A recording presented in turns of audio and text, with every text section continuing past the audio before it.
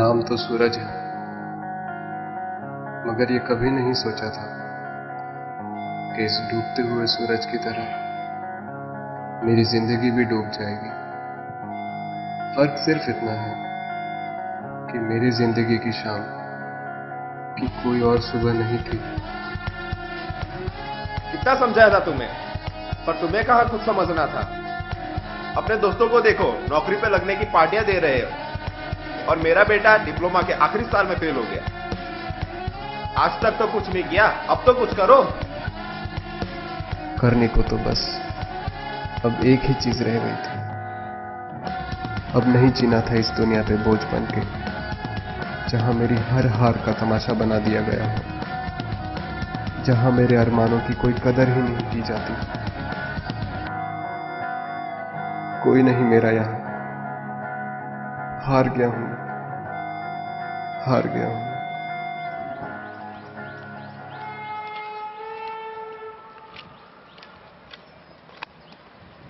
कौन हो तुम? मैं राज, नाम तो सुना ही होगा। चले जाओ यहाँ से।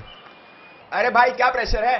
यहाँ पर लोग सिर्फ दो प्रेशर से आते हैं, एक तो लाइफ का प्रेशर और एक वो जो पीछे दीवार पे निकालते हैं वो वाला प्रेशर। तुम्हारा कौन सा प्रेशर है? तुम्हारा कौन सा प्रेशर है भाई? सीधे सीधे बोल क्यों नहीं देते? आत्महत्या करने आए हो? करने आया हूं आत्महत्या। क्या वजह रह गई मेरी जीने की? जो दोस्त मुझे मेरे बर्थडे पे भी विश नहीं किया करते थे, आज वो मेरा रिजल्ट पूछ रहे। सालों को पता है मैं फेल हो गया, फिर भी माँ बाप को ऐसे ही भूल गए तुम? उन्हें तो कोई परवाह ही नहीं है मेरी। वाह वाह, क्या लॉजिक है तुम्हारा। रात रात भर वो तुम्हारे लिए जगे हैं, तुम्हें सुलाने के लिए। उन्होंने तुम्हारी कॉलेज की फीस भरने के लिए अपने कितने सारे लोन लिए हैं, उन सबको भूल गए तुम? क्या लॉजिक है तुम्हारा?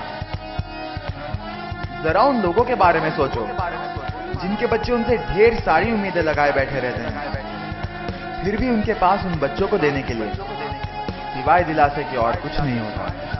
बात तो सही कह रहा था, लेकिन अब और सहा नहीं जा रहा था। क्या करूं, क्या ना करूं, कुछ समझ में ही नहीं आ रहा था। राज की बातें सुन के मरने की इच्छा जैसे और बढ़ गई थी, लेकिन इस बार कारण सिर्फ शर्म था। जरा उन जानवरों के बारे में सोचो जिनकी जो भी हालत हो, फिर भी अपना और अपने बच्चों का पेट भरने के लिए दर दर भटकते रहते हैं। तुम तो फिर भी इंसान हो।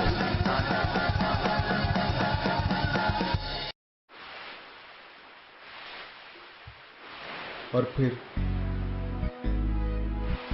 मैं रह ना सका। मानो वाकई राज की बात का असर हो गया था। क्या करने जा रहा था मैं? क्या हो गया था मुझे? जिंदगी हमेशा मेरे सामने ही थी, पर मेरी नजर हमेशा उसके परे। Never ask yourself if you can quit. अब तो बस दोनों हाथ से जिंदगी को थामना ही बाकी था।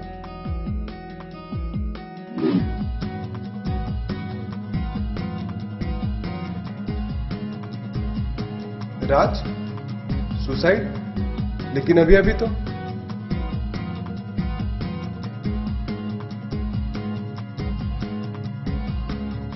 बहुत ढूंढा उसे, लेकिन कहीं नहीं दिखा। शायद वो इसीलिए आया था कि भगवान नहीं चाहते थे कि एक और राज की फोटो अगले दिन अखबार में छपे।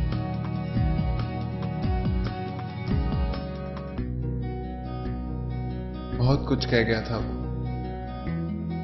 एक नई उम्मीद सी जगा गया था। मानो हर ओर, हर तरफ एक पुकार सी उठ रही थी। रुकी हुई जिंदगी मानो इस ट्रेन की तरह चल सी पड़ी थी। सवाल तो काफी थे मन में, लेकिन उनका जवाब देने वाला राज अब जा चुका था। उसकी बातों ने मुझे इन रेल की पटरियों से उतारकर जीवन की उन पटरियों पे लाके खड़ा किया जहां से सिर्फ मुझे अच्छाई और नेकी ही दिख रही थी। आज मेरा आधा मकसद पूरा हो गया। मैंने डिप्लोमा क्लियर कर लिया, लेकिन इन 6 महीनों में बहुत कुछ हुआ। उस घटना के बाद मैंने खूब मेहनत शुरू कर दी थी। न दिन देखा और न रात का पता चला, लेकिन सिर्फ यही बात नहीं थी जो राज मुझे कहना चाहता था। मैंने अपने सारे दोस्तों को इकट्ठा किया और इस घटना का जिक्र उनके सामने किया। वो समझ रहे थे मैं क्या कहना चाह रहा था, और फिर हम चल दिए उस काम के लिए जो हम सबका फर्ज बनता है, जिसे हम आखिर ये सोच के ठुकरा देते हैं कि भगवान ने शायद इन्हें इसीलिए जन्म दिया है। इसमें हमारा क्या दोष? हम कर ही क्या सकते हैं उनके लिए? लेकिन यहीं पे तो हम मार खाते। ये सूरज तो नहीं ढला और आप भी अपने सूरज को नहीं ढलने दें। हर तरफ उजाला फैलाते चलें। Never ask yourself if you can quit.